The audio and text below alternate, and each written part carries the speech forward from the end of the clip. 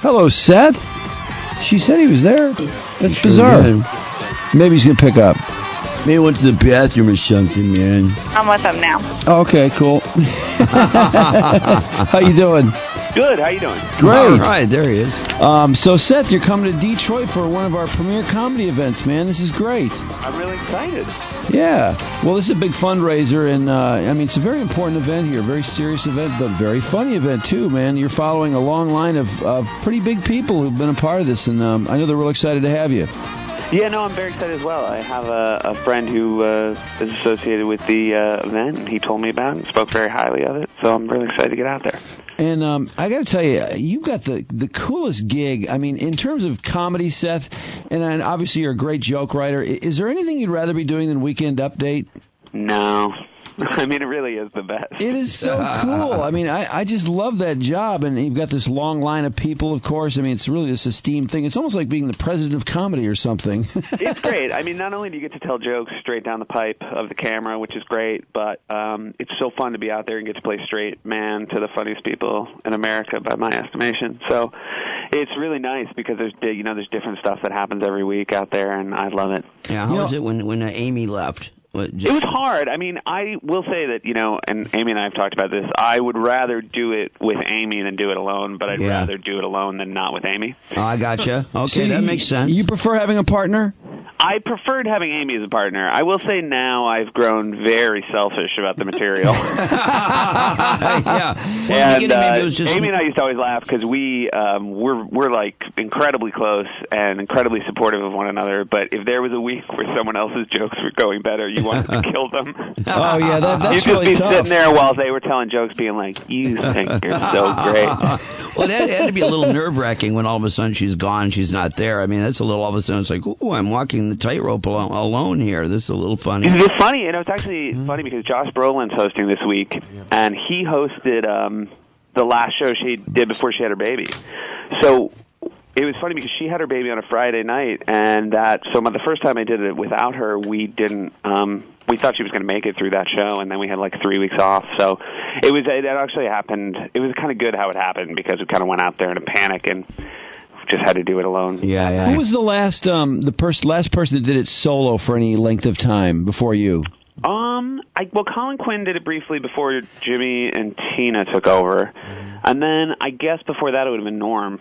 Norm. We all really love Norm. I think he's so quirky, funny, but there's something about being solo, and you're handling it really well. Sometimes it looks a little lonely up there. Like if a joke's dying, it's like, ooh, ouch. And I used to really feel like Kevin Nealon, and I thought Kevin was good too, but for some reason when it seems like it's going a little slow or it's not working, it seems like a very, very lonely place. But I got to say, Seth, you seem like you've really got it rocking. Oh, thanks. But it is true because it's such a small frame when something fails. Like, I can't watch.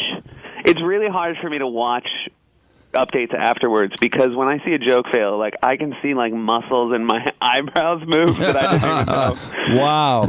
Well, but, the guys, and you're good at it, if you roll off a bad joke or you make a joke about how bad it was or, something to that effect, I think it can make a bad joke really work, which is a real true. point. You try not to get caught too much up. I mean, like, it's funny because as a stand-up, I feel like you have more rope in that regards because you're out there, you're doing material, the audience is paid to spend an hour with you. Right. And I feel like if something bombs there, the fun of, like, discussing it is great. Whereas, like, an update, I do, there are times where jokes bomb so bad that you kind of have to say something. But you don't want to turn it into, like, a celebration of failure, especially we worked so hard to get it right that I would hate to then pretend that, like, oh, the idea was we thought these were bad. Because when a joke bombs, the hilarious thing is how good we thought it was going to go. Right. No, you'd be remiss not to say something though, and that's really a skill. You definitely have it. So one thing I want to say about Weekend Update, and this is really, over a long period of time, I got to say, I never liked it when there were guests, like Stefan or. Interesting. And no, I never. But I like it now. I think you guys, and really probably since you and Amy, I've really liked some of the people you bring in. Stefan's very funny, and Nick Cage, hilarious. Nick Cage is the greatest. Having the actual Nick Cage this year out with Andy he he was such a good sport. Yeah. But at the same time, he's also Nick Cage, so we thought he might turn against us at the last second. We were laughing that I should keep a hammer in my pocket just in case it all went south. That was very funny. Was that a high-wire act or what? I mean, were you guys nervous about having him in there, or was it totally cool? You know, the only thing that was nervous is about he came in at around 6 o'clock that Saturday, and we hadn't shown him the script yet. He just kind of like agreed to it on principle. Really? So Andy and myself and the guy that writes those, Andy, went into his dressing room, and it's pretty fascinating that, you know, you work at SNL and you meet stars all the time. Like, there's one here every week. There's something about meeting Nick Cage where you're like, oh, this guy's been in my life forever. Yeah. Like, I've been aware of Nick Cage my whole life, and meeting him is really more exciting than I thought it was going to be. Yeah, yeah. Just because and then you meet this guy that you have so much respect for, and then you have to go, so here's this sketch we wrote where you're insane. Yeah. All right. Well, he played beautifully with it. He seemed very at home with it. Yeah. I mean, he looked a little... with it great, I thought. I thought he looked a little pissy, but not pissy, but he acted pissy. He did a great job, and it was, I wish you could see the difference between Dress and Air, because he really is a genius, I truly believe, and I don't think he does anything by accident. Yeah. And between Dress and Air, he so refined it to the perfect distillation of what he understood the audience to want from Nick Cage. Yeah. Was he watching you guys do it, like the weeks that he wasn't on it? I mean, before he was on? Did he know? Did he understand the bit? We really don't know. Like, he said he did, but we don't really know. Like... we kind of even left the room. We were like, do you think he's seen it? And we were like, I don't know. Because it's a pretty brutal bit. I mean, it's very funny, but it's not terribly flattering to him. Well, it's fun. The funny thing, though, is like, you know, I think Andy Samberg would tell you, and, you know, genuinely tell you that he adores Nick Cage. And so while it's not, you know, it's not super flattering, it is playing off. I mean, I think that we all just adore that there's a movie star out there who's so on the edge of, like, so sits on that razor's edge of what's acceptable. Yeah. And I will say that as a rule, the best SNL impressions are ones that are pulled from love and respect. Like, those are the most fun to watch, I feel like. And, you know, sometimes when you're impersonating people you maybe don't respect as much, you have to find a way to do it where you divorce your own opinions of them from the actual impression. Right, yeah, it's a little tricky. It seems like it's easier to make it funny, though, when it's somebody you don't respect. I mean, you don't even have to think about what might be offensive or whatever. I'll tell you what I thought was probably the funniest thing I've ever seen on Weekend Update, and I'm curious to hear what you think is the funniest. What's his name, the governor of New Jersey? Chris.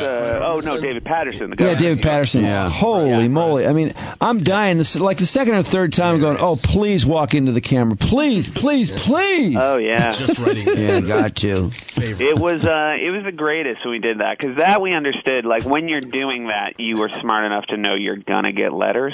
Yeah. I was just going to ask you how much flack you got from that. We got some flack, and David Patterson himself, you know, sort of called it out for being juvenile. He did? He came out and did it with us. He came on. Yeah. Yeah. When he showed up, he was so funny. He was funnier than Fred, like, and genuinely a great sense of humor. And the first thing he said was like, I hope you guys understand I had to say it was juvenile, right? Like, no hard feelings. The whole thing of walking into the camera, was that something that was done spontaneously, or did you guys rehearse it that way? I think we left Fred a bit of a berth to do it. Like, Fred is one of those guys that, you know, people often ask, like, do you do a lot of improvising on SNL? And the answer is no. Like, because, you know, it's all about where the cameras are and stuff. But Fred's one of those guys that's been here long enough that you try to, like, give him space to do stuff and roll with it. I think the hardest I ever laughed during a dress rehearsal was we did one of those, and instead of rolling off camera, Fred rolled straight back into the map. And then while I had to continue telling jokes, he just sat back at the map having a conversation with somebody about how well he thought it had gone. I'm sure you can tell we watch the show religiously, and we're huge fans.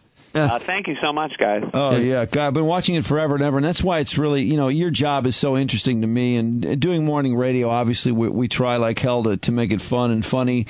And just imagining the number of jokes you've got to write in the course of a week. How many jokes is it, Seth, really? Do you know? A Weekend Update's about 500 jokes. Oh, man. I'll read 500 jokes with the writers for Update, and I'll mark about the 500, I'll mark maybe 80 that I like. Mm-hmm. And then I'll go home Friday night, and the guy who runs Weekend Update will cut the 80 to about 30. Oh, really? Then I come in Saturday morning and I cut the 30 to 20. And then we tell 20 address, and we probably end up doing about like 12 to 14. So it's 500 to get 12 to 14. Wow, unbelievable. Okay. How many writers in total? Weekend Update is just 4 of us. 4 of you, yeah. Here's the real question, Seth. What's your batting average in terms of like the 12 or 14? How many of them will end up being yours? Oh, gosh, it's a low percentage. I would say I write more of the features than I do the jokes. Like, I write a lot of the sketches on the show, and it's funny, like, the difference between sketches and the joke writing is so different. Oh, God, yeah. So I'll maybe get 1 or 2 jokes a week if I'm lucky. If I do like a run, if I do like a really with Amy, that's more my voice, that's more my writing. But those guys, writing a joke, Seinfeld described it once as like a perfect joke's like a sports car because it's so much engineering. Uh-huh. And it's so true because even the difference in one word just makes such a difference. Where did really come from? That's damn funny. I love it. I wish you guys did it every week. I know. We wish we did, too. There's times we try it and the audience disagrees with you. Really? Well, dress rehearsal audiences. Okay. But it was screw funny. them. There's just sometimes you just need the right story for them, is the reality. Like, you need to have a story that people know and are willing to share your incredulity about. Sure. Mm-hmm. But it was great. The way it actually came from Andy Samberg in his first year at the show, because I talk like that all the time. I'm always angry about stuff, and I say really a lot. And Andy was like, oh, you should, if you ever do Weekend Update, you should do a segment called Really. And so I give him full credit. That's one of those things that I think people were doing it before I did it. So it's like, I get credit for a word that was in the vernacular for like 600 years. Yeah. Hey, I got to mention Seth's a busy guy. Of course, we could talk about this show and what you do for hours. My God, I hope you can come back sometime.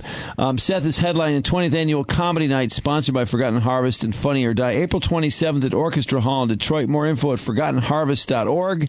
Also, you can get tickets at Orchestra Hall box office and at www.dso.org. Hey, can you real quick tell us about, there's a lot of rumors about Kristen, Jason, and Andy leaving?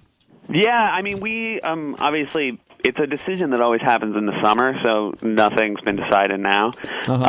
Those guys have certainly all been here for a while, and I personally hope they all decide to stay a little bit longer. But, that'll be a decision they make, and, like I said, I hope they decide to stay, but if they leave, I certainly can't blame them, because I think they're all going to have a lot of great opportunities. And I hope you want to do this for a while longer? I'd like to get through one more election. That is, for me, those years are so exciting. Cool. Do you write a lot of the political sketches, by the way? I do. There's a smaller group of us that writes those. Really good. Great stuff. Thank you. The Mitt Romney last week to open the show was fantastic. Yeah, that was, I feel like, it's tricky, because in 2004 I played John Kerry, and I feel like John Kerry and Mitt Romney as impressions sort of have the same problem, which is it's hard to exaggerate sort of stiffness and gravitas. Yes. And so with Mitt Romney, it's hard because, some people say to us, like, it seems like all you do is make fun of how he's stiff and disconnected, and you want to say, like, well, once he stops being stiff and disconnected, we'll write about something else. I think he's doing a really nice job, actually. I think he's for a comedian, he's great at feeding the stereotype that he is disconnected from people. Yeah, it's sort of a work in progress, but it seems like it's going very well, and probably he's getting a lot better, in my opinion. Well, the last one I think was the best one, and it was again just like such a fun game to watch. And Jason has brings so much personality to it. Good. I think he's just doing a great job. He is. Hey, listen, I know you got to run along, you got other stuff to do, but we love the show. So glad you're coming to town for this big event. And thanks. It looks like a beautiful room. I'm really excited. Yeah, it's very cool, and nice talking to you, Seth. Good luck. Thanks, guys. Have a great one. Thank you. All right, man. See ya. Bye-bye.